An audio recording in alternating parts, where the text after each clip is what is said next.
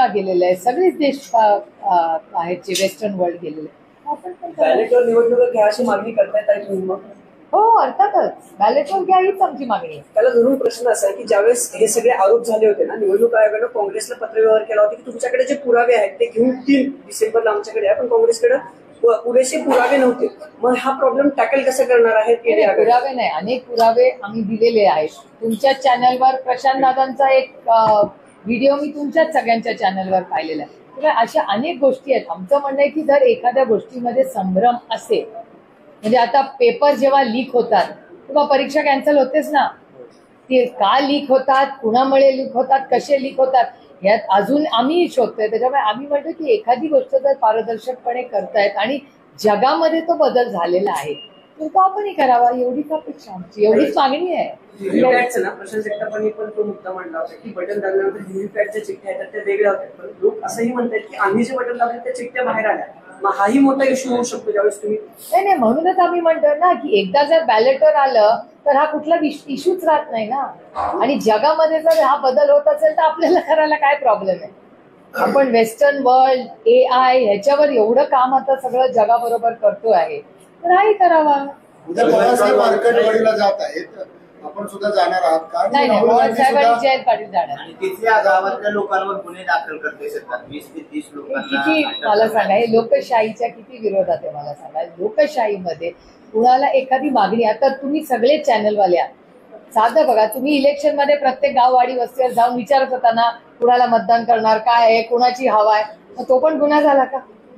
एखादी प्रोसेस, आणि ती प्रोसेस सरकार थांबवते, इलेक्शन कमिशन थांबवत नाही, सरकार थांबवते. एखाद्या गावामध्ये एखादी ऍक्टिव्हिटी करायला जायचं असेल, एखादं ड्रिल घ्यायचं असेल, त्याच्यात गुन्हा कुठे येतो, कसा असू शकतो? आणि तो संविधानाच्या चौकीतच ही ऍक्टिव्हिटी आहे ना.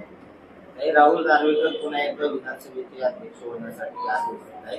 गेल्या वेळेचा त्यांचा अनुभव तुमच्यासाठी काही चांगला नव्हता. यावेळेस परत विरोधी पक्षनेत्याचा प्रश्न आलेला आहे की अध्यक्ष ठरवतील तर आम्ही विरोधी पक्षनेता देऊ असं देवेंद्र फडणवीस. 2019 मध्ये जेव्हा आमचे नंबर्स नव्हते केंद्रामध्ये तेव्हा हे लोक लीडर ऑफ ऑपोजिशन नव्हता, पण मला आठवत आहे की 1980 मध्ये नंबर्स कमी असले तरी काँग्रेस पक्षाने दिलदारपणे दाखवून मोठ्या मनाने लीडर ऑफ ऑपोजिशन महाराष्ट्रात केलं होतं. तर ह्या आता जे सरकार आले त्यांनी तो निर्णय घ्यायचा. निवडणूक निकालानंतर जवळजवळ 10-12 दिवसांनी सरकार स्थापन झाला, शपथविधी झाला, मातृत्व घालतात झाला, आणि आता पुन्हा तोच प्रश्न मंत्रिमंडळ विस्तार, खाते वाटप, कारण खाते वाटप झाल्याशिवाय सुरळीत चालणार नाही. अजूनही त्यात कुठेतरी काय म्हणतात त्याला स्मूथनेस आलेला दिसत नाही. तुम्हाला असं जाणवतं का? नाही, मला आश्चर्य वाटलं कारण आधी भारतीय जनता पक्ष म्हणजे एक 10 वर्षापूर्वी जेव्हा सत्तेमध्ये आले तेव्हा त्यांचा खूप अग्रेसिव्ह लाईन असायची की पटकन सरकार स्थापना करा आणि पटकन कामाला लागा. त्यामुळे मलाही खूप आश्चर्य वाटतं जेव्हा भारतीय जनता पक्षाने जवळपास 2 आठवडे झाले रिझल्ट लागून, म्हणजे मुख्यमंत्री व्हायला इतका वेळ, त्याच्यानंतर आता कॅबिनेट एक्सपॅन्शन, याला खूप वेळ लागला. आता का वेळ लागला याचं उत्तर तुम्हाला, एवढं मोठं मॅन्डेट महाराष्ट्राने त्यांना दिलेलं आहे. जर एवढं मोठं मॅन्डेट त्यांना मिळालेलं असेल तर मग त्याच्यापेक्षा म्हणजे लोकांच्या अपेक्षाही अर्थातच असतील ना.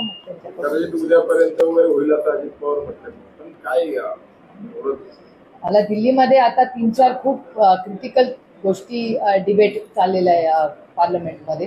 त्याच्यामुळे गेले आठवडाभर आमचा त्याच्यातच खरं तर माझा तरी वेळ गेला. आणि महाराष्ट्र सरकार स्थापनेचा एवढा उशीर का होतोय हे दुर्दैव आहे, कारण लोकांनी जर त्यांना मतं त्यांना ते म्हणतायत तशी ती पास झाली असतील तर म्हणजे हा महाराष्ट्राच्या मायबाप जनतेला एक सरकार का स्थिर मिळत नाहीये याचं उत्तर खरंच म्हणजे मला माझ्याकडे तर नाहीच आहे. आणि आश्चर्य आहे की हे असं का होतं एवढा मॅन्डेट असताना. राष्ट्रवादी काँग्रेस पक्ष काही असतील, मला नाही माहिती.